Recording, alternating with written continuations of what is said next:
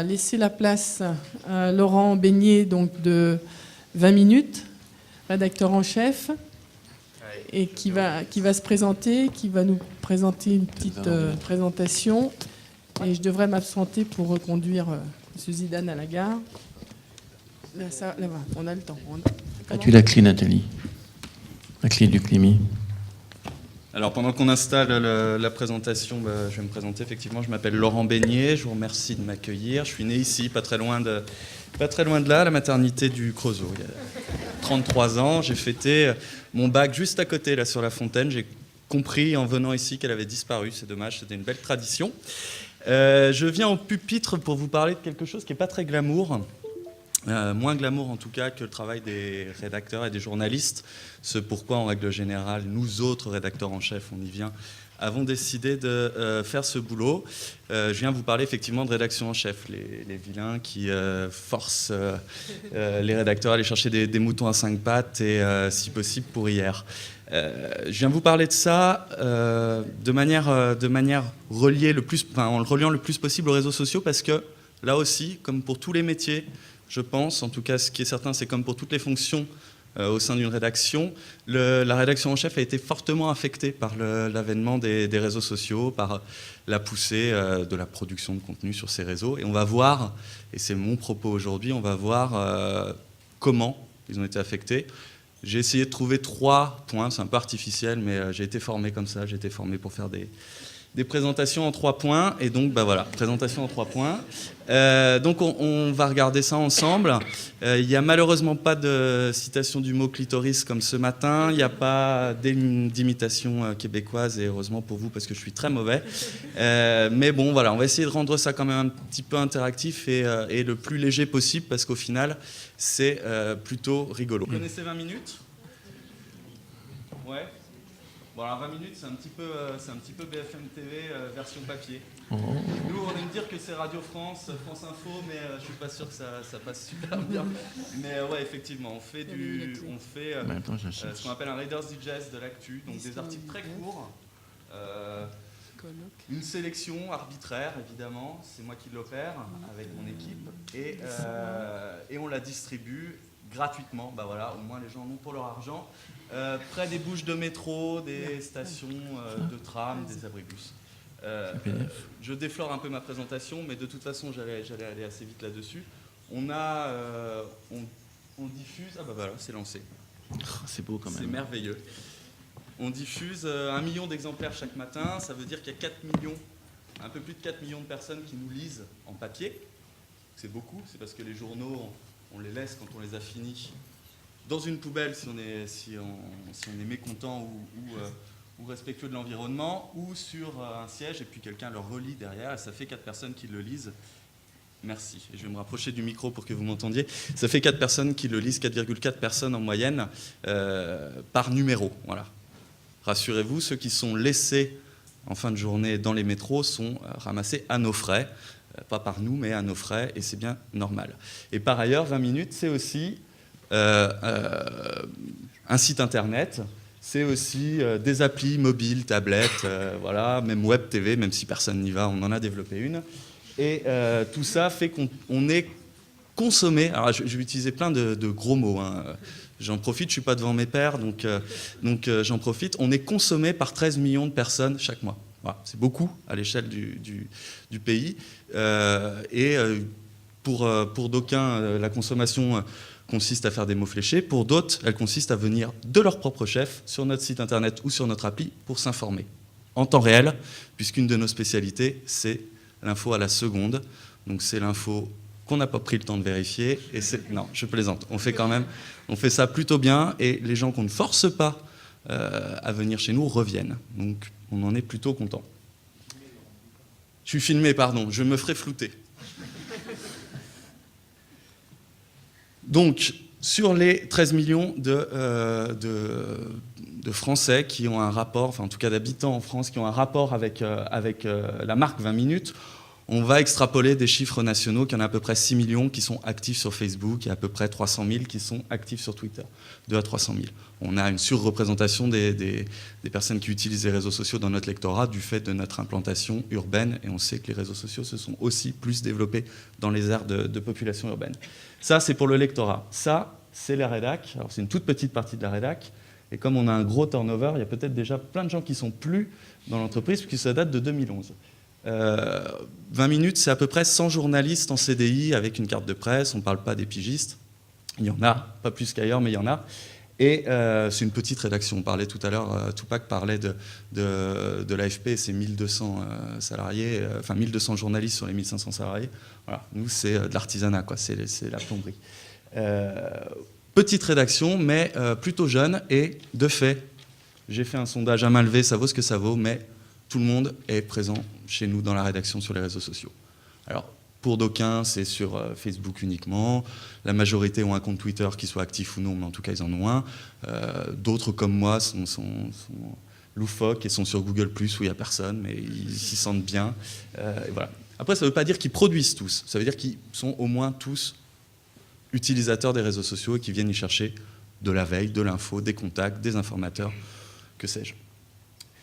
Je vous le disais tout à l'heure, j'ai un peu défloré ma présentation. Moi, je pense que cette double, c'est vraiment, je ne suis pas sociologue malheureusement pour moi, et je n'ai pas non plus une expérience phénoménale, mais ce que je vais vous raconter, c'est mon témoignage de rédacteur en chef. Je suis rédacteur en chef maintenant depuis 4 ans, et j'ai le sentiment que les réseaux sociaux nous poussent à nous réformer, nous, dans notre fonction, à 3 titres. Et ces 3 titres, on va les voir ensemble. Alors, j'ai utilisé Google parce que j'ai volé l'image sur Google. Je me suis dit que c'était un hommage. Voilà. La première question qu'on doit se poser, c'est quoi un rédacteur en chef? Donc ça, c'est un rédacteur en chef. C'est pas un vrai rédacteur en chef, mais c'est comme ça que ça doit être un rédacteur en chef, avec des bretelles, des cheveux gris et des lunettes. C'est James Whiting, pour les amateurs de séries, c'est le rédacteur en chef du Baltimore Sun dans The Wire. Pourquoi je l'ai utilisé lui? Parce qu'en cherchant une photo de quelqu'un qui incarnerait la rédaction en chef, j'ai pas trouvé. Il y a autant de définitions de la rédaction en chef qu'il y a de titres. Il n'y a même pas une commission qui se serait penchée pour donner le titre ou la médaille de rédacteur en chef à quelqu'un. Rédacteur en chef, c'est quelqu'un qui dirige la rédaction, et en fonction des rédactions et des titres, ça recoupe beaucoup de réalités. Moi, je pense quand même qu'il y a 2 fonctions principales qu'on peut, dans tous les titres, attribuer au rédacteur en chef ou au directeur de la rédac, ça dépend du titre que portent ces personnes dans leur rédaction. Ces 2 fonctions, c'est l'animateur et les lecteurs. J'entends par animateur le fait d'animer une rédaction. Le rédacteur en chef porte le mot chef dans son titre à juste titre, c'est le manager de l'équipe éditoriale. Donc c'est lui qui va prendre des décisions d'encadrement et qui va tenter d'animer une équipe au quotidien.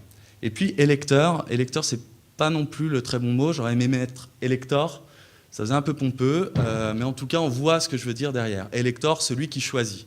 Le rédacteur en chef, c'est celui qui choisit ce qui, dans une offre éditoriale, fait partie de l'offre éditoriale d'un titre ou n'en fait pas partie. Alors la grande question, et c'est là où je commence à vous poser des questions, c'est pourquoi le rédacteur en chef choisit? Pourquoi est-ce qu'il faut choisir? Vous n'avez pas besoin de micro, vous pouvez répondre ou pas. Alors, la réponse qu'on me fait régulièrement, mais j'interviens plus tôt en règle générale, donc les gens sont plus réveillés. La réponse qu'on me fait en règle générale, c'est qu'il choisit ce qui respecte une ligne.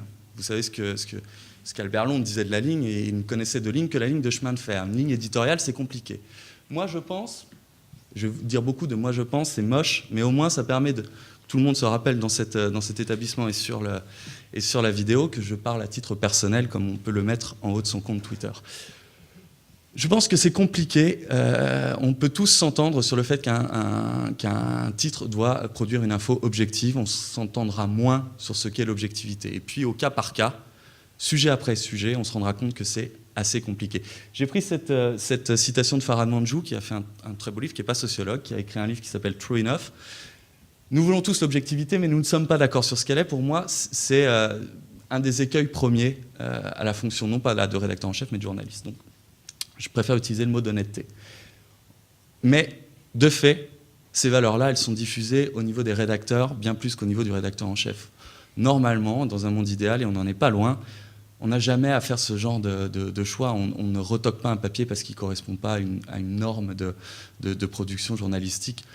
Ça, les journalistes l'ont tous intégré et ils font leur travail. Et quand, en plus, ces papiers sont passés par des chefs de service, par des rédacteurs en chef adjoints, et qu'ils arrivent sur le flux en production, enfin qu'ils arrivent quasiment sur l'imprimerie ou en ligne, on a déjà vu ce travail qui a été fait. C'est donc pas là que se situe la plus-value. En tout cas, c'est pas là ce qui nécessite, ce qui valide le choix ce qui impose le choix du rédacteur en chef. Pourquoi on fait des choix? On fait des choix parce que le journal est... Là, j'ai mis un produit fini. En règle générale, j'écris « le journal est fini ». Ça soulève des vagues d'indignation. Bon, là, ça va, ça passe. Le journal est un produit fini. On dit beaucoup clos en ce moment depuis quelques mois. On a remplacé fini. On s'est rendu compte que ça pouvait être sorti de son contexte. Et on utilise clos. C'est un environnement clos. Un journal, ça a un début, ça a une fin. Vous fermez, et c'est terminé. C'est ce que Weinberger, qu'on utilise, que je cite en bas, dans Too Big to Know, appelle la civilisation de la page, par opposition à la civilisation de l'hyperlien, de l'hypertexte, qui est, elle, infinie. Ça ne s'arrête jamais. Et on sent d'ailleurs, parfois chez quelques lecteurs, cette sensation d'oppression par ce côté infini. Bah oui, ça ne s'arrête jamais, c'est actualisé à la seconde. Et puis le papier qu'on a lu, autre point, le papier qu'on a lu à midi n'est peut-être plus le même à 14h. Il a peut-être été retouché, il a peut-être été complété. Le journal est un produit fini, et comme il est un produit fini avec un début et avec une fin, il s'agit de maximiser ce qu'on met dans l'enclos, dans la closure. Qu'est-ce qu'on fait rentrer dedans et qu'est-ce qu'on n'aura pas la place de faire rentrer dedans. Donc voilà, c'est une des raisons pour lesquelles on fait des choix. Mais, on l'a dit tout à l'heure, on se rend compte que j'ai des notes, j'ai des feuilles de pompe.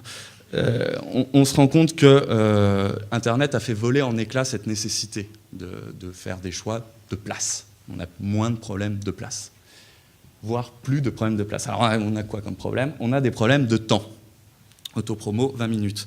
On a des problèmes de temps pour deux raisons. D'abord, on a des problèmes de temps parce que le journal est fait par des journalistes qui ont des journées qui sont... voilà, qui sont ce qu'elles sont. Elles sont en principe assez longues, mais enfin, elles ont quand même, elles aussi, un début et une fin. Et il s'agit, en tant qu'animateur de l'équipe, de faire des choix de manière à ce que, dans ce temps de travail pour lequel ils sont rémunérés par leur titre, on obtienne un travail qui corresponde aux souhaits de l'entité, de l'entreprise de presse. Donc, on va faire des choix parce que le journaliste n'a pas le temps de tout traiter. Et on va faire des choix aussi parce que le lecteur n'a pas le temps de tout lire. Pourquoi j'ai remis le logo 20 minutes ici? Parce que le mot 20 minutes, l'expression 20 minutes n'a pas été choisie au hasard. Ce n'est pas le temps qu'il faut pour lire 20 minutes. Il faut un peu plus de temps que ça. Ce n'est pas le temps qu'il faut pour faire les mots fléchés de 20 minutes. Il faut beaucoup moins de temps que ça. C'est le temps dont dispose un urbain, un commuteur, donc quelqu'un qui va se déplacer pour aller de son lieu de résidence à son lieu de travail, puis de son lieu de travail à son lieu de résidence, dont il dispose quotidiennement dans des conditions propices à la lecture, chaque jour. Voilà, donc c'est 20 minutes. C'est des marketeurs qui se sont penchés là-dessus, qui ont établi ça en faisant d'obscures enquêtes. On se rend compte aujourd'hui que c'est à peu près le temps qu'on nous consacre, nous, à 20 minutes, puisque le temps de lecture moyen de nos lecteurs, c'est 17 minutes. Donc on passe 17 minutes à lire le journal, puis après on le laisse, ou on le donne à quelqu'un d'autre. Voilà. Ça vaut ce qui vaut sur un temps de trajet, vaut aussi sur une journée. Voilà. On a, nous, citoyens, on dispose d'un temps limité pour nous informer. On l'utilise à notre convenance, mais en tout cas, il est limité. Donc là, on se rend compte qu'effectivement, il faut continuer à faire des choix. Faire des choix pour essayer de proposer quelque chose d'optimal à notre aune, à notre sens, à nos lecteurs sur le peu de temps dont ils disposent pour s'informer et demander des choses aussi, là aussi optimales à nos rédacteurs pour produire le journal ou le site internet. Donc, voilà, il faut faire des choix, mais on n'a pas répondu à la question pourquoi c'est au rédacteur en chef de faire des choix. Je vais même la reformuler un peu différemment et vous allez voir tout de suite où je veux en venir. Pourquoi c'est encore au rédacteur en chef de faire des choix? Attention, buzzword. Alors, ça c'était buzzword, c'est un buzzword de cette année. curation, c'était le buzzword, le mot qui buzzait de 2011. Voilà, on était tous des curateurs. Qu'est-ce que ça veut dire? Grosso modo, c'est nous qui faisons la vitrine de notre journal. C'est nous les Red Chefs, tout simplement. C'est nous qui choisissons, parmi le bruit, parmi l'ensemble des productions qu'on va trouver sur le web, celles qui font sens pour nous et celles qu'on a envie de proposer à nos réseaux. Donc, les outils de curation classiques, qui se sont développés comme des outils de curation, vous connaissez Pinterest. Il y a 2 Français qui se sont glissés ici, je crois qu'ils s'en sortent pas trop mal, c'est Scoop It et Poultries. Et puis après, vous avez des réseaux sociaux qui ne sont pas à proprement parler des outils de curation, mais qui sont utilisés comme tels par beaucoup d'utilisateurs, Twitter, Google+, Facebook. La curation, c'était donc cette tarte à la crème de 2011. On disait tout le monde a les outils pour devenir rédacteur en chef. Donc pourquoi avoir des rédacteurs en chef? Tout le monde, de fait, peut choisir parmi tous les articles qui sont produits chaque jour, ceux qui méritent un assemblage, ceux qui méritent d'être associés les uns aux autres et de devenir notre petit journal personnel. Mais bon, moi, c'est effectivement ce que je fais chaque jour. Je fais de la curation, je suis payé pour ça. Pourquoi des gens qui ne seraient pas payés pour le faire, le feraient? Alors, on s'est posé, depuis 2011, il y a beaucoup de personnes qui se sont posées la question. Moi, j'aime beaucoup la réponse de Clay Shirky. Pourquoi on fait ça? Parce qu'on aime ça. Clay Shirky nous dit, les médias, c'est un triathlon. Il y a 3 épreuves. Produire, partager, consommer. Jusqu'à présent, les médias ont toujours valorisé la consommation. La relation envisagée avec les lecteurs des médias, c'est une relation unidirectionnelle, une relation passive du point de vue du lecteur. Il était consommateur d'informations. Évidemment, Internet a modifié la donne. On produit et on partage. Et le partager, faire le choix de choisir tel ou tel article plutôt qu'un autre pour le donner à sa communauté, c'est faire de la curation, c'est faire l'acte d'un rédacteur en chef. Hop. Vous voyez où je veux en venir? C'est ce que je disais tout à l'heure, c'est pas parce qu'on peut le faire qu'on va le faire. Et si beaucoup de personnes font de la curation, je vais revenir un petit peu là. Si beaucoup de personnes font de la curation, on se rend compte qu'ils font de la curation amateur. Il n'y a rien de péjoratif dans ce que je dis, mais de fait, ils vont, c'est empirique, hein, si un sociologue veut m'apporter des chiffres plus justes, ça m'intéresse, mais d'un point de vue, en regardant ce que fait mon réseau, on se rend compte qu'une personne lambda partage, allez, maximum 5-6 articles par jour sur les 30 à 40 qu'elle va avoir lus. Nous, notre métier, de fait, c'est de choisir parmi 300 à 400 idées de sujets ce qui va devenir notre offre éditoriale. À 20 minutes, c'est environ 100 articles par jour. Voilà. Il y a une différence de force, d'ampleur entre ceux qui partagent ces 5 à 6 articles et ceux qui en partagent 100, évidemment. Du coup, la curation, elle est un peu retombée comme un soufflet, c'est-à-dire il n'y a pas de problème, on peut toujours en faire, il y a toujours des outils pour en faire, mais on en parle moins. Ce dont on parle en ce moment, c'est de l'algorithme. L'algorithme peut-il remplacer le Red Chef? Est-ce qu'on peut me numériser? Est-ce qu'on peut me dissoudre dans un algorithme? Vous connaissez sans doute Flipboard. Flipboard compose des magazines, fait ce que je fais aussi tous les matins, compose des magazines, des journaux avec des données sociales. On appelle ça un agrégateur social. Vous en connaissez peut-être d'autres. Il y a, sous d'autres formes, on peut dire que Digg ou StumbleUpon sont aussi ce type d'outils. Ces outils vont servir de ce que vous aimez et de ce que votre réseau, vos amis, votre réseau social partagent et aiment pour vous proposer une offre d'infos qui soit conforme à vos attentes. Vous proposez le magazine idéal, le vôtre. Ça marche assez bien, c'est très joli.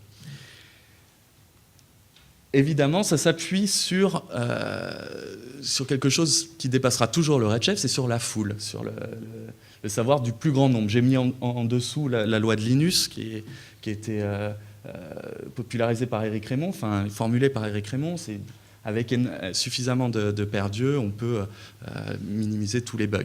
On aurait pu aussi utiliser des citations issues de la sagesse des foules de Surowiecki, puisqu'après avoir longtemps méprisé la sagesse, les comportements de foule, on s'est rendu compte qu'il y avait une sagesse. Je ne vais pas revenir là-dessus, on en a parlé tout à l'heure avec Dominique. En tout cas, ce qui est certain, c'est que le Red Chef gagne rarement dans les choix qu'il fait chaque matin pour composer son offre d'info ou en permanence pour composer son offre d'info, face à la foule de vos amis, face à vos réseaux sociaux étendus, face à votre deuxième, troisième cercle de réseaux sociaux, c'est-à-dire ce qui est pris en compte par des Flipboard, par des StumbleUpon. Alors, l'algorithme va-t-il remplacer le Red Chef? J'ai eu la chance, il y a quelques jours, de rencontrer Dirk Van Den Poel, qui est un chercheur belge qui travaille à l'université de Gand.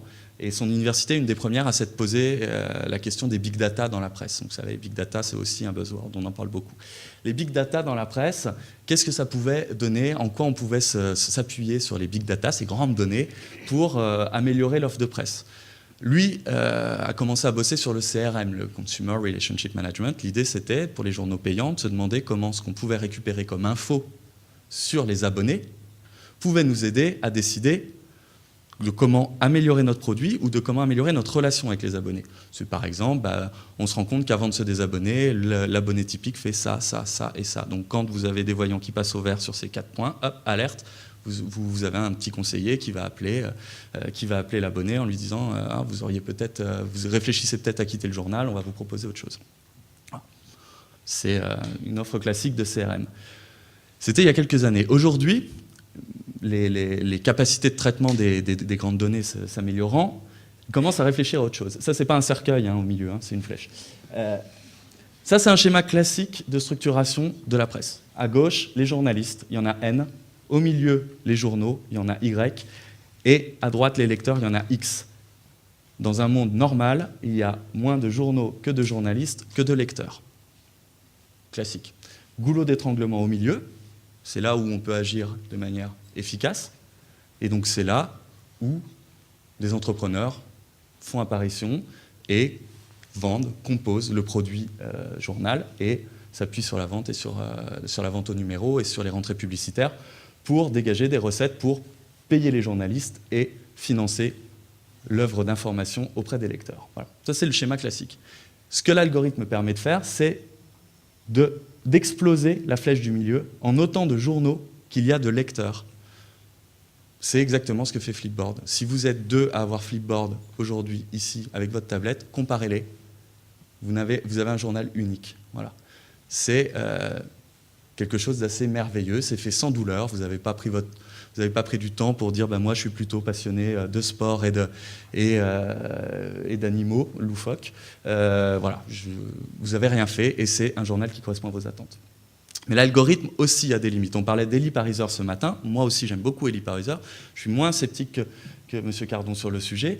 Son livre The Filter Bubble parle de ce qu'on appelle les biais de confirmation. C'est cette propension à aller chercher l'information qui nous conforte ou celle qui est tellement éloignée de nos convictions qu'au final, elle nous conforte. C'est un petit peu alambiqué, mais quand on lit le bouquin, ça passe assez vite.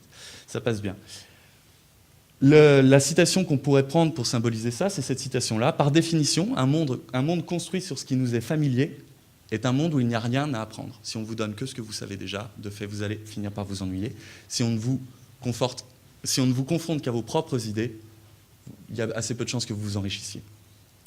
Donc, là encore, l'algorithme a ses limites et on peut raisonnablement estimer qu'un rédacteur en chef a sa valeur ajoutée à faire des choix humains. Je reprends mes notes, je me perds un peu. Ça nous amène au deuxième point. Donc, premier bouleversement, on a vu tout le monde peut faire des choix. Mais, a priori, tout le monde ne peut pas faire de bons choix. Deuxième bouleversement, tout le monde peut faire les bons choix. Là, ça devient gênant, parce que quelle est la valeur ajoutée d'un rédacteur en chef s'il n'est pas meilleur que l'algorithme, meilleur que la foule? Ça commence à poser problème. Jusqu'à présent, ça c'est le fonctionnement classique d'une rédaction. Le rédacteur en chef était le seul à disposer des éléments d'appréciation de sa propre performance. J'entends par là l'audience, parce qu'effectivement, dans la majorité des titres, un peu partout, ce qui compte, c'est quand même l'audience, soit l'audience payée, soit l'audience vendue aux publicitaires. Mais en tout cas, c'est ce qui sous-tend le modèle économique des journaux. Ça, c'est un plafond de l'Assemblée nationale, c'est Delacroix qui a peint Lycurgue devant la Pythie. C'était un petit peu ce qu'on faisait, nous. C'est-à-dire on était la Pythie, on était le seul à être autorisé à analyser l'audience. Et même si ensuite on nous a ajouté des clercs, notamment des experts marketing, de fait, ça restait quand même le rédacteur en chef qui stipulait, qui affirmait qu'il avait fait toujours les bons choix parce qu'il pouvait s'appuyer sur l'audience qui venait créditer ses prises de position. Si l'audience baissait, on faisait à peu près la même chose. Je ne sais pas si on voit très très bien, là c'est un mouton qui a été égorgé, on faisait à peu près la même chose, on faisait des espèces de cérémonies expiatoires, on faisait des focus group, alors vous réunissez des lecteurs derrière une glace sans teint et puis vous les écoutez, vous expliquez, vous débriefez votre lecture, c'est dur, c'est vraiment une cérémonie expiatoire, mais c'est assez... Jusque-là, c'était quand même la meilleure méthode pour comprendre ce que nos lecteurs voulaient. Et grâce à ce déséquilibre dans la relation entre notre équipe éditoriale et nous, ce qu'on savait et ce qu'eux ne savaient pas, on pouvait faire ça. Et ça, c'est ce qu'on faisait le plus souvent. La réponse est non. Ton papier n'a pas sa place ici. Ça ne va pas marcher. Ce n'est pas ce qui intéresse nos lecteurs. Et voilà. Pas besoin de justifier. On le sait puisque nous, on a accès aux chiffres. Ça, c'est ce qui se passe aujourd'hui. Ça, c'est pas les stats de 20 minutes. J'ai pas le droit. C'est des stats volés sur le net. Je ne sais pas à qui. Enfin, volés. Ils ont été entreposés sur le net et je me suis servi. Ces stats-là, c'est ce à quoi un rédacteur, quel qu'il soit, a accès quand il travaille chez nous.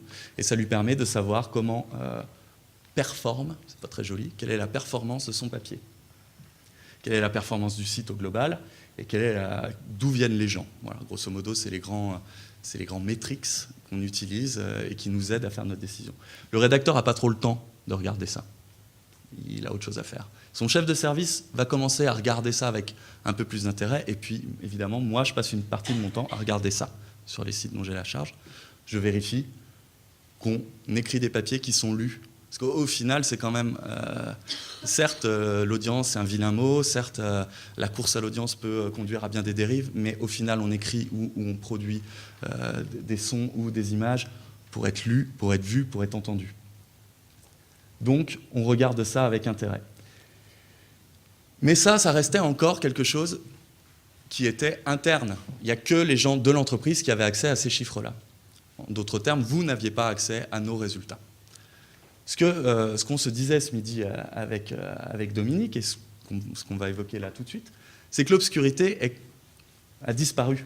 N'importe qui aujourd'hui peut avoir un indice de la popularité sur les réseaux sociaux d'un article produit par un tiers.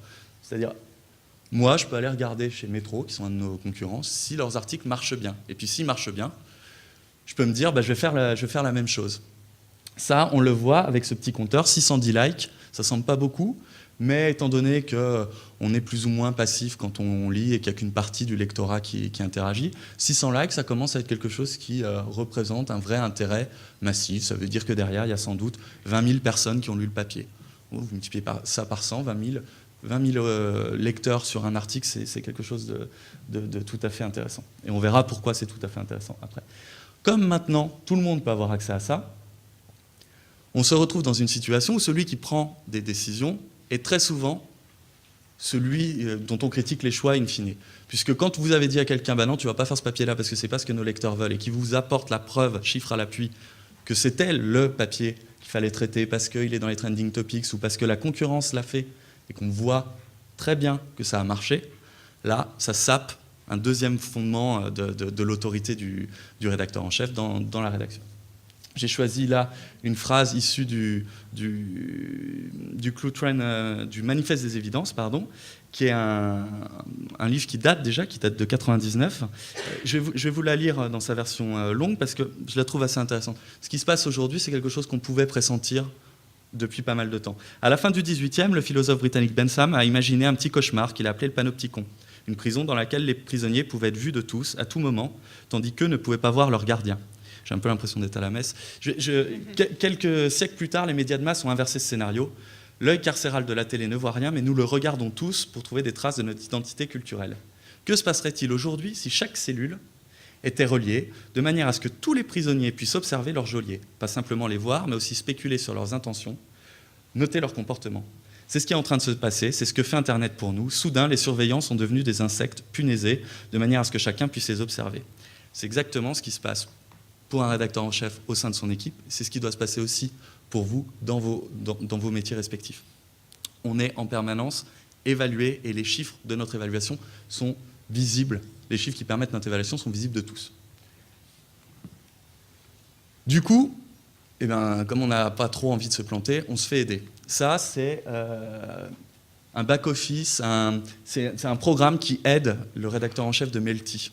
Melty, je ne sais pas si vous voyez, c'est vraiment pour les ados. C'est des sites pour les ados qui marchent très très bien.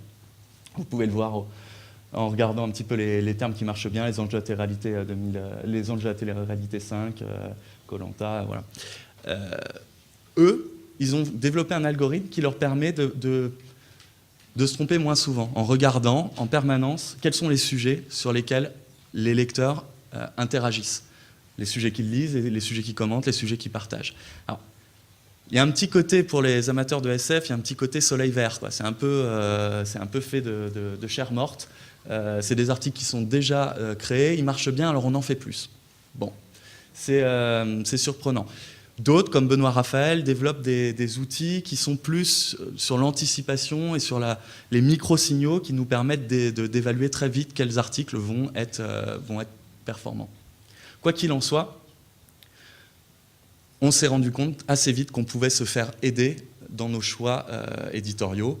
Là encore, je ne sais pas si ces choix-là, si ces solutions d'aide peuvent remplacer à terme une rédaction en chef, mais en tout cas, ils prennent de plus en plus de place dans nos processus de décision. Curation, performance, 2 points qui remettent en cause l'autorité naturelle du rédacteur en chef dans sa rédaction et qui changent sa manière de bosser. 3e point, et c'est le dernier, rassurez-vous, les nouveaux journalistes. On voit arriver une génération de journalistes qui n'ont pas les mêmes rapports à la rédaction. Le lien historique qui unissait un journaliste à sa rédaction est en train d'évoluer. C'est sans doute lié à la précarisation du métier, même si je ne suis pas forcément le mieux placé pour en parler, mais ce qu'on voit en tout cas, c'est qu'il y a de plus en plus de CDD et de piges, tendanciellement. On voit, ce n'est pas non plus une explosion, hein, vous voyez là les chiffres officiels de la commission de la carte, mais enfin, c'est un climat qui pèse de fait sur les rédactions, mais c'est surtout, à mon sens, on reviendra là-dessus un petit peu plus tard, c'est surtout lié à 2 points. Le premier point, c'est cette génération Y, on y viendra tout à l'heure. Le deuxième point, c'est l'émergence de réseaux sociaux et l'impact qu'ils peuvent avoir dans la gestion d'une équipe. Pourquoi ? Là, on voit le guide des bonnes pratiques des médias sociaux publié par Orange. On parlait tout à l'heure de ces guides qui permettent d'éviter de faire n'importe quoi sur son compte, ou en tout cas de faire des choses qui pourraient déplaire à son employeur sur son compte perso, puisqu'on sait que la frontière n'est pas toujours simple à tracer. Ça, c'est le classement Cloud de mars 2013 des journalistes français les plus influents, c'est-à-dire des journalistes qui ont une influence sur les médias sociaux la plus forte. C'est fortement contestable, la méthode de calcul est contestée en règle générale par ceux qui ne sont pas dedans, mais de fait, c'est contestable. En tout cas, c'est significatif d'un point important pour nous à prendre en compte, c'est qu'on se retrouve de plus en plus à avoir des journalistes qui n'ont plus vraiment besoin de leurs médias pour trouver une audience. Ils arrivent chez nous avec une audience. D'ailleurs, c'est une audience avec laquelle ils vont repartir. Quand ils vont quitter 20 minutes, par exemple, ils auront leur sphère, elle sera là, et donc ils vont partir avec leur réseau social. Ça crée un déséquilibre là aussi, puisque très souvent, comme vous pouvez le voir, moi je ne suis pas dans ce classement-là. Et il n'y a pas que je sache, il n'y a pas d'encadrant de rédaction, s'il y a Louis Plenel, mais il n'y a pas d'encadrant classique, de rédaction classique dans ce classement-là. Donc on se retrouve à gérer des gens qui ont une audience et une influence à l'extérieur très importante, et de fait, cette influence à l'extérieur, elle se retrouve aussi à l'intérieur. Je parlais tout à l'heure d'audience, on en parle depuis tout à l'heure. J'ai rencontré il n'y a pas très longtemps ce monsieur à droite, pas celui à gauche, malheureusement pour moi. Ce monsieur à droite, c'est Levis Borchkin, c'est quelqu'un dont on parle beaucoup dans les médias aujourd'hui, c'est le CPO, donc le Chief Product Officer, on va dire que c'est le responsable marketing, mais c'est un poste important, de Forbes. C'est lui qui a sauvé Forbes, qui les a tirés de la zone rouge dans laquelle ils étaient, au prix, diront ses détracteurs, au prix de petits arrangements avec la déontologie. Il ne l'empêche. Enfin, en tout cas, avec la manière classique de faire du journalisme, c'est lui qui a popularisé le native brand content. Mais c'est un peu hors sujet aujourd'hui. Quand on demande à ce monsieur comment il s'en est sorti pour sortir son entreprise du rouge, ce qu'il vous dit est assez significatif de la situation actuelle de beaucoup de titres ou de la situation future de quelques titres historiques. Il vous dit « L'heure n'est plus à faire quelques petits ajustements, à optimiser la manière dont les uns travaillent avec les autres. Ma rédaction avait un vrai problème. Il résume ça de cette manière, c'est comment faire vivre une rédaction à $40 du 1000 dans un monde à $4 du 1000. Qu'est-ce que ça veut dire? C'est un petit peu bizarre. Ça veut dire qu'en fait, le prix au 1000, c'est le prix que payent les publicitaires. C'est-à-dire que l'audience, elle est fortement liée à la publicité. Si vous avez suffisamment d'audience, si vous vendez votre pub à $4 du 1000, si vous avez 1000 personnes qui regardent l'article, vous touchez $4. Quand ce monsieur est arrivé chez Forbes, il avait une structure qui avait besoin de vendre sa pub à $40 du 1000 pour être rentable, et le marché était à $4 du 1000. Évidemment, il a fallu qu'il change beaucoup de choses. Il a changé, il a multiplié par 5 son audience en faisant intervenir des amateurs dans des blogueurs, par exemple, dans le flux de production. Il a aussi réduit les coûts de fonctionnement, c'est-à-dire, pour parler très crûment, il a licencié. Et il a obtenu une sorte de sauvetage de Forbes, donc à un prix qui est très important. Ça fait son chemin dans la tête de beaucoup de nos patrons à nous, de propriétaires de journaux. En tout cas, quand je dis ça, c'est l'axiome selon lequel l'audience doit être augmentée pour que les journaux s'en sortent. Et donc, on a eu deux grands mouvements qui se sont produits dans les rédacs. La première, c'est une fusion, c'est-à-dire c'est beaucoup plus simple que cette fusion-là, évidemment. On a rapproché la rédaction web de la rédaction print dans beaucoup de journaux, en se disant il y aura plus de personnes qui pourront travailler à produire des articles pour le web, et donc plus d'articles mécaniquement, une audience globale supérieure.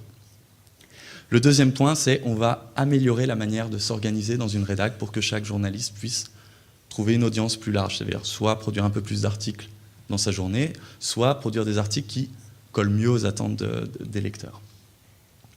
Ça donne des projets de réorganisation un petit peu partout. Ça, c'est le projet de réorganisation de Die Welt en Allemagne, dans la tour Springer. Il n'est pas encore tout à fait fini, mais voilà leur rêve, qui va devenir réalité d'ici peu. Donc vous pouvez voir un œil au milieu, ils appellent ça l'œil, où sont regroupées les fonctions de décision, et puis tous les rédacteurs sont en rayon autour de cet œil, classés selon qu'ils travaillent sur des médias, sur du contenu chaud ou du contenu froid. Ça existe déjà, vous pouvez voir ça. Ça, c'est l'espèce de pavillon témoin des maisons Phoenix des rédactions. C'est la rédaction du Daily Telegraph à Londres. Toujours à un moment, on nous propose d'y passer pour voir à quoi ressemble une rédaction du futur. C'est pas encore exactement ça, mais de fait, il y a quelque chose qui est à l'œuvre dans ces projets de réorganisation qui tend à jouer uniquement sur la productivité et qui ne séduit pas, c'est pour ça que je vous parle de tout ça, qui ne séduit pas cette nouvelle génération que nous, on doit séduire dans nos rédactions. C'est-à-dire, on a besoin de ces jeunes experts des nouveaux médias dans nos rédactions pour nous aider à faire le changement. Ça, c'est ce qui revient plus souvent quand on demande à des jeunes journalistes quelle est leur rédaction idéale. Alors vous voyez peut-être pas très très bien, il y a des poufs par terre, il n'y a aucun poste fixe, c'est que des laptops, plutôt des Macs, quelques tablettes, il n'y a pas de bureau de direction, il n'y a pas un œil au milieu avec les fonctions de direction. Ça, c'est Slugline. Slugline, ça n'existe pas. Slugline, c'est l'espèce de politico, donc de pure player politique créé dans la série House of Cards. Série qui a été produite par Netflix, autant dire plus génération Y que ça, on meurt. Voilà, ça c'est le vrai fantasme aujourd'hui, et ça c'est ce qu'on essaye de vendre. De fait, c'est compliqué d'attirer les meilleurs profils chez nous. Alors on ne va pas gloser sur la génération Y, d'abord je ne suis pas un spécialiste, et puis je pense qu'on a dit beaucoup de bêtises là-dessus. Ce dessin-là est assez significatif de ce que je vis moi, c'est-à-dire clairement on arrive à les attirer 1 an, 2 ans, et puis ils s'en vont. Ils s'en vont où? Ça dépend. J'ai choisi cet exemple. Lui, c'est Ben Smith. C'est un journaliste, aussi jeune soit-il, c'est un journaliste qui a déjà fait ses classes et qui a déjà été repéré comme un des très bons journalistes web. Il a quitté Politico pour aller chez BuzzFeed. BuzzFeed, vous en avez peut-être entendu parler, ils ne se revendiquent pas comme un journal. BuzzFeed, ils font du buzz. Ils font un feed de buzz.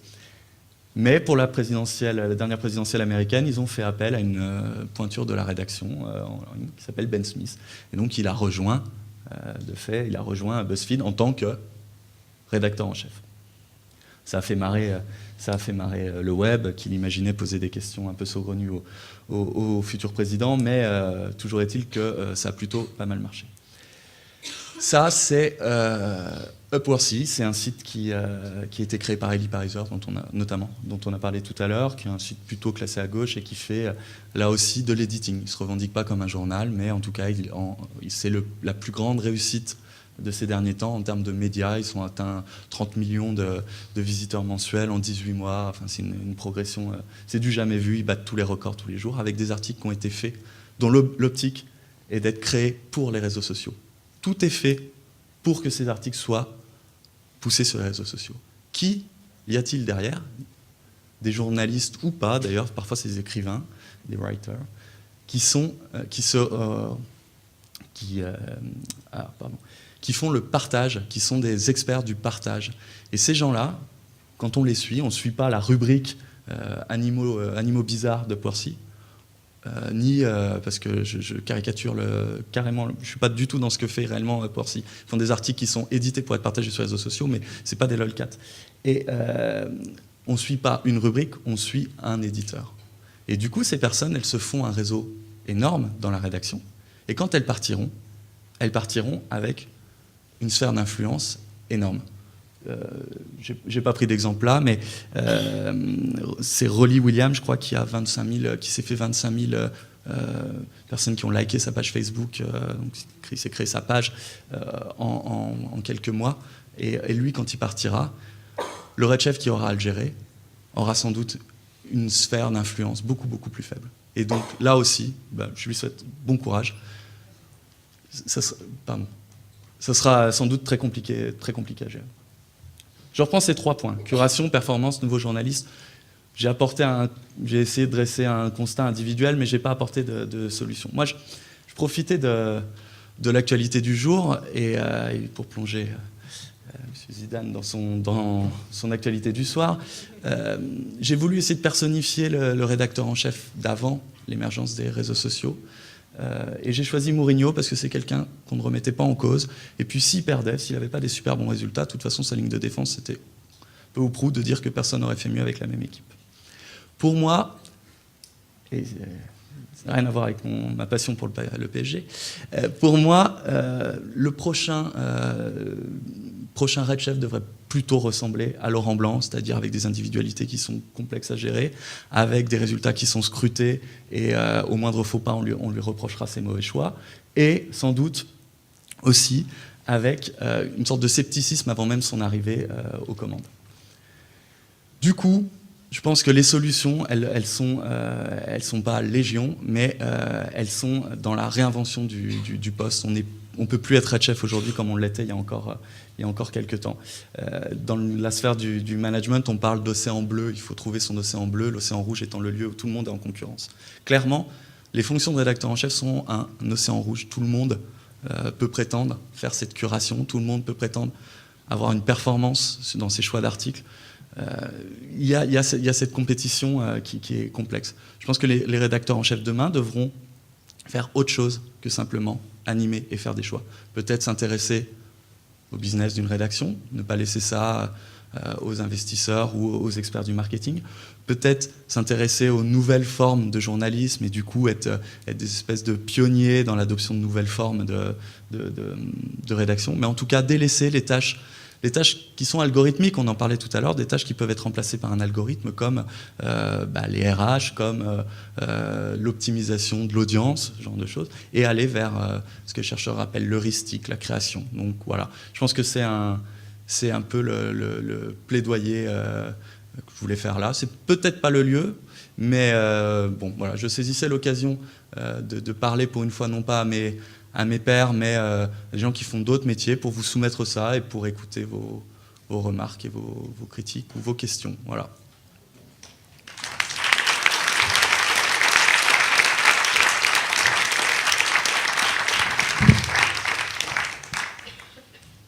Un exposé assez technique. mais qui était très intéressant. Est-ce que la salle a des questions? Oui. Je vous ai assommé en fait. Oui, là, on a tanké le micro de façon à...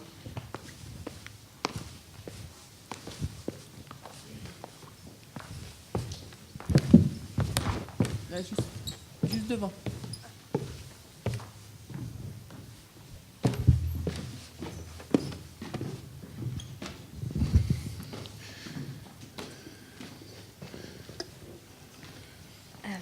Vous nous avez parlé de votre chef, de votre patron. Ouais. Qui est-ce? Alors, 20 minutes appartient à deux actionnaires bien différents. Ouest France d'un côté, Schibsted de l'autre, qui est un groupe de médias norvégiens que vous connaissez peut-être à travers un site qui n'est pas un site d'info, qui est un site de petites annonces, que c'est une de ses spécialités, qui s'appelle Le Bon Coin. Donc voilà, Le Bon Coin est né dans les locaux de 20 minutes il y a de ça quelques années.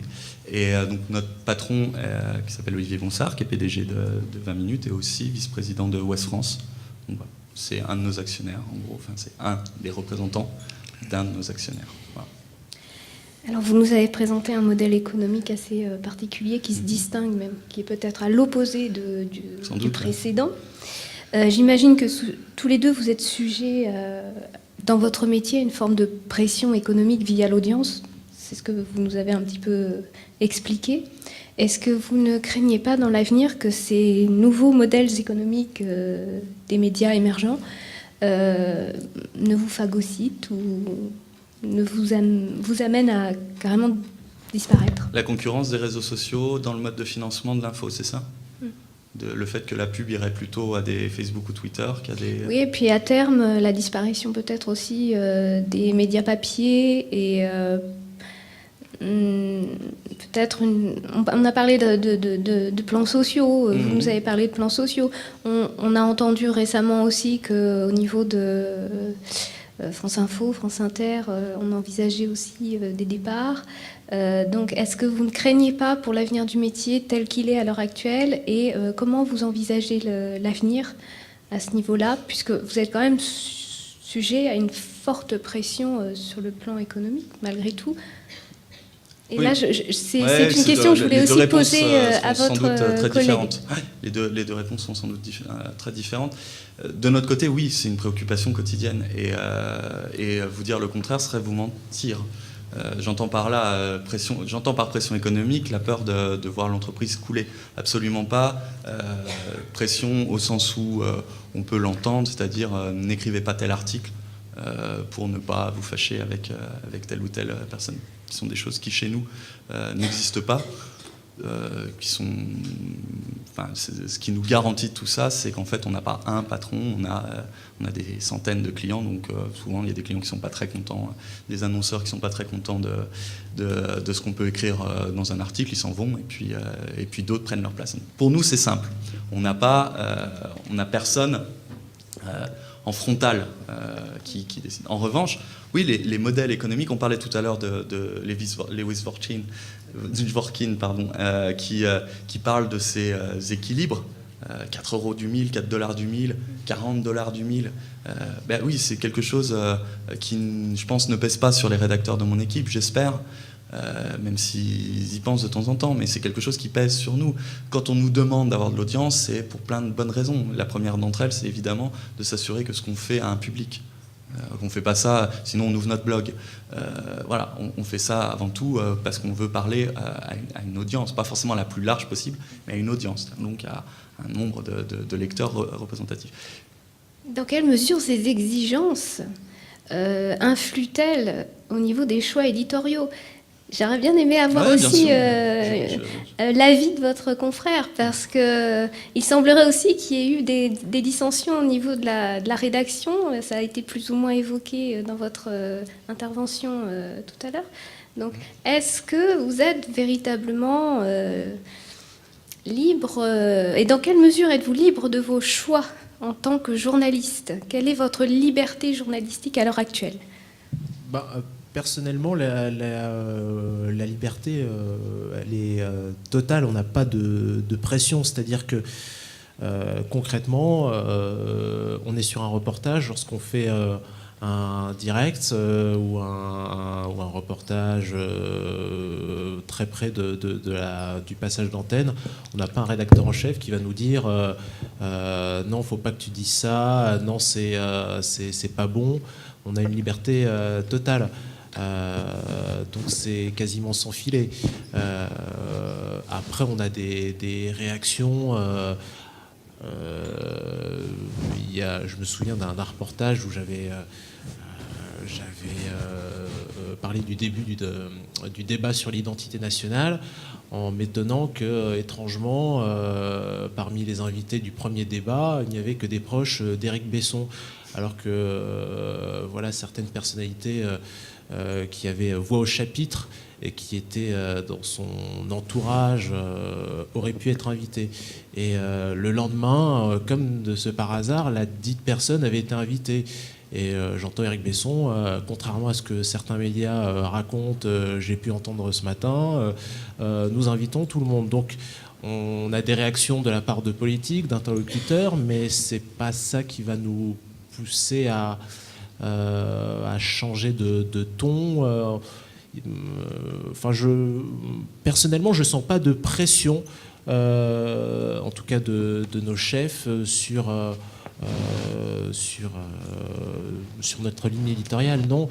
Un autre exemple, il y avait un interlocuteur dont on disait qu'il n'était pas très ami avec le directeur de notre station. Ça ne nous a pas empêché de pouvoir l'inviter. Après, c'est peut-être un peu différent aussi dans une radio publique. On a quand même des vigies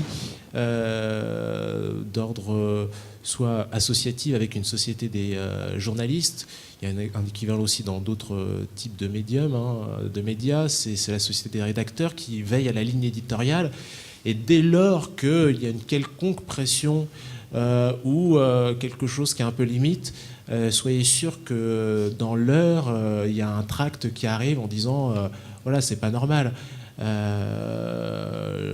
me souviens récemment, il se disait que Manuel Valls s'était invité dans une matinale d'une chaîne de Radio France.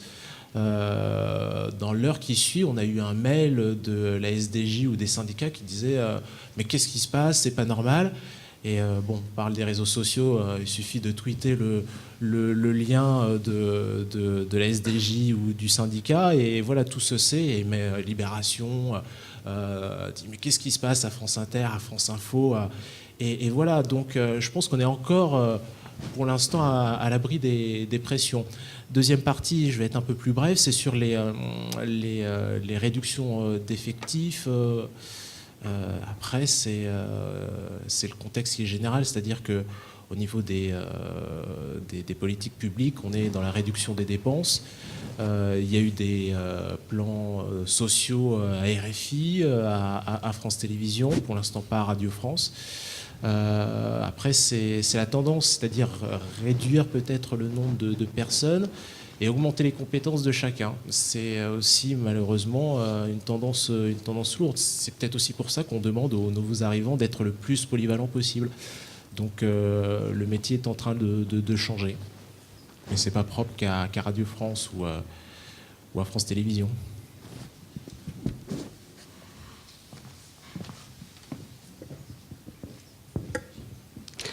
J'ai cru comprendre ce matin que vous disiez que vous aviez quitté l'AFP pour utiliser les ressources Internet et que vous y étiez revenu. Ouais. Donc, j'aurais voulu savoir pourquoi. Alors, on n'a pas quitté l'AFP pour utiliser les ressources Internet, on a quitté l'AFP pour aller chez un concurrent de l'AFP, avec une offre inférieure, mais aussi moins chère.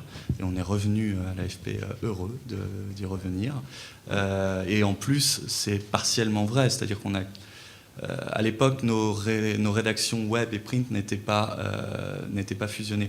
On a vu tout à l'heure, je suis encore une fois désolé si l'exposé était un petit peu trop technique, mais on a vu tout à l'heure qu'il y a cet aspect fini au journal papier qui nous permettait plus facilement de nous dispenser d'un média comme l'AFP.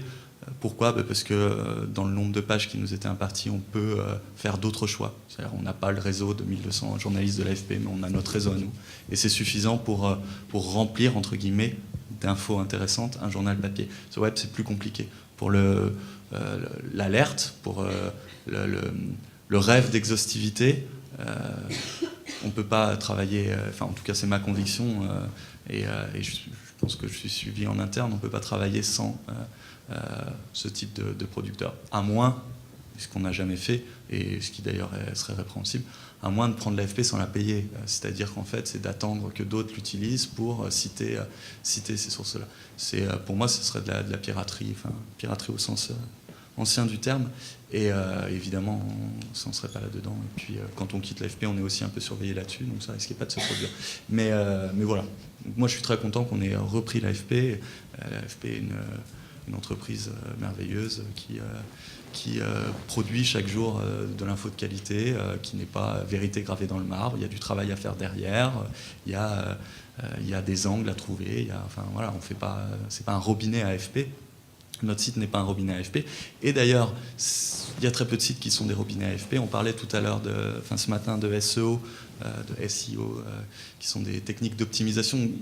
Dominique présentait ça comme de la triche, c'est pas exactement, en tout cas de mon point de vue, c'est pas exactement de la triche, c'est de l'optimisation. Donc, voilà, c'est une manière de se battre avec des armes plus affûtées que d'autres. Dans ces techniques d'optimisation, il y a le fait de ne pas faire le même article que quelqu'un d'autre. Si vous êtes 2, 3, 4 sites à dupliquer un contenu AFP, Google va sanctionner ça, et c'est normal. Il va estimer que vous ne faites pas un travail et que vous n'importez pas de plus-value, qu'il n'y a pas de raison de vous faire remonter dans les SERP, dans les pages de résultats.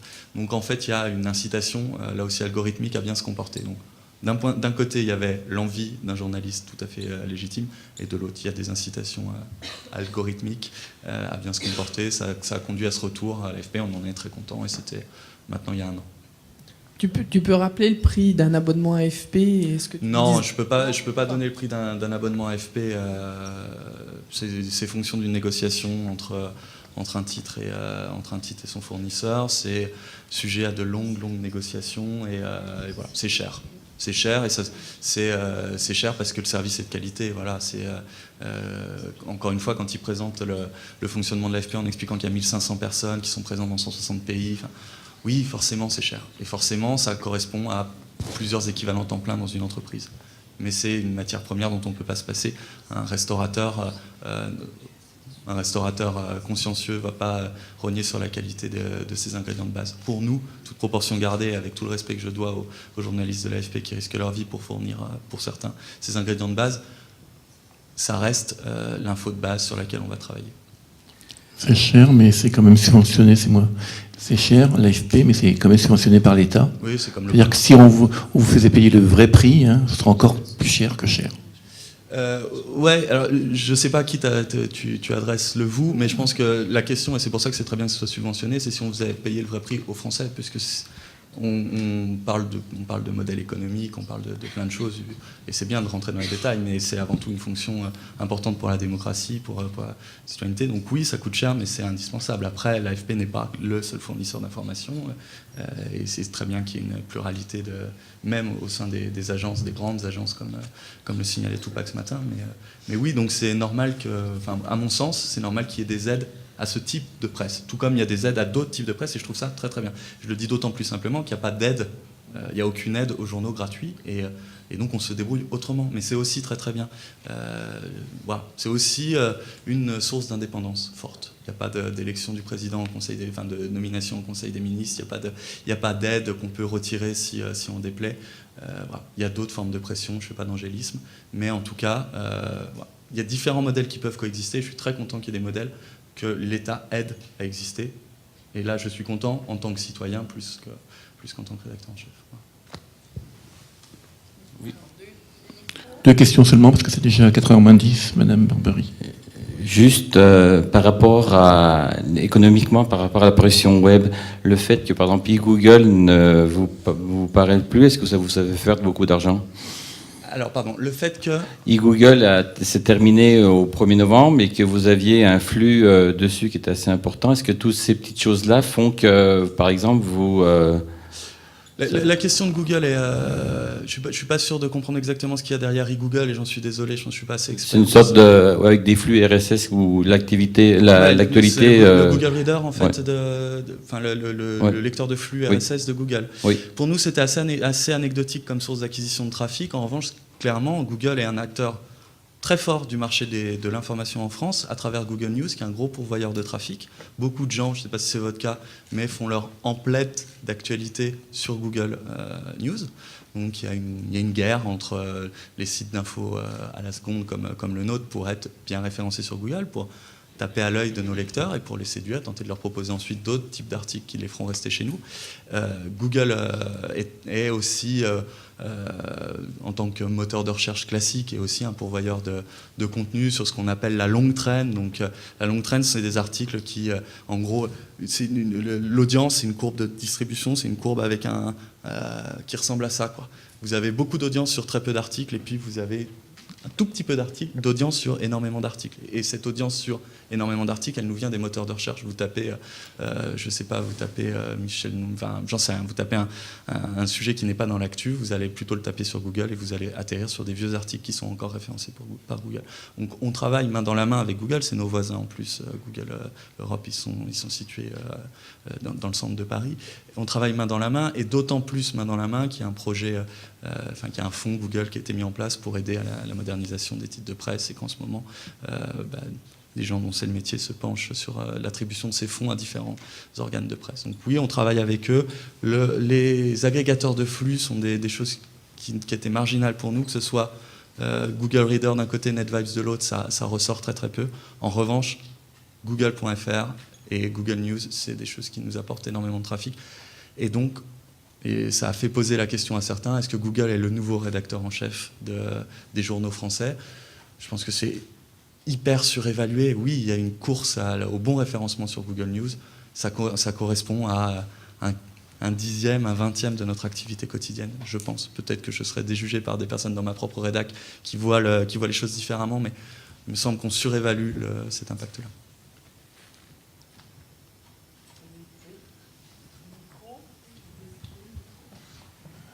Brièvement. Oui, très brièvement. Depuis ce matin, on a beaucoup insisté sur l'utilisation des réseaux sociaux pour avoir une information beaucoup plus rapide. Et je voudrais savoir ce qu'il en est. Est-ce que vous vous en servez aussi pour des articles qu'on appelle souvent du publi-reportage ou de la promotion de... Est-ce qu'on fait des tweets sponsorisés, des posts sponsorisés? Voilà, on voilà. l'indique, ouais. Oui. Beaucoup de personnes le font, pas tout le monde. Je pense pas que ce soit le cas. Enfin, j'espère pas Oui, que ce soit voilà, le cas dans oui. le service public. Je me doute que sur le service public, non. Chez nous, Mais... je pense pas qu'on en ait fait encore pour l'instant, mais c'est clairement pas une hypothèse qu'on ferme. L'important n'est pas de faire ce genre de choses. L'important, c'est qu'il n'y ait aucun doute dans la tête du lecteur. Tout comme les publicités qui ressemblent de près ou de loin à des articles, parce que oui, voilà, c'est ce que je veux dire. C'est pas de la publicité en tant que telle, pas de la publicité en tant que telle, puisque du publi-reportage, du reportage qui sert à mettre en valeur une personne. De fait, pour moi, c'est quand même proche. Hein. Et du coup, voilà, l'important pour nous, c'est qu'il y ait pas de confusion dans la tête des lecteurs. On n'est pas là pour empêcher ces formats-là qui préexistaient largement 20 minutes à 12 ans. C'est pas nous qui les avons créés, loin de là. Mais ce qui est important, c'est de le mentionner et de faire en sorte que le lecteur sache très précisément ce qu'il a entre les mains. À partir du moment où vous faites ça, je ne sais pas si vous allez sur Google, est-ce que vous savez ce que veulent dire les trois premiers articles les trois premiers liens qui sont soulignés de jaune? Oui, c'est de la pub. L'important, c'est que tout le monde le sache. C'est vraiment ça, c'est de mettre en œuvre des méthodes pour que le lecteur sache ce qu'il a. Et après, il fait son choix. À titre personnel, je prends beaucoup de plaisir à lire le Red Bulletin, qui est un support produit par Red Bull, et qui parle notamment de sport extrême. Et je trouve que ce qu'ils font est très bien. Il se trouve que c'est produit par une marque, voilà. Mais moi, je sais ce que j'ai dans les mains. Je leur ferais peut-être moins confiance si, à l'intérieur, ils parlaient de leurs propres produits. Merci. Je vous en prie. On va remercier Laurent.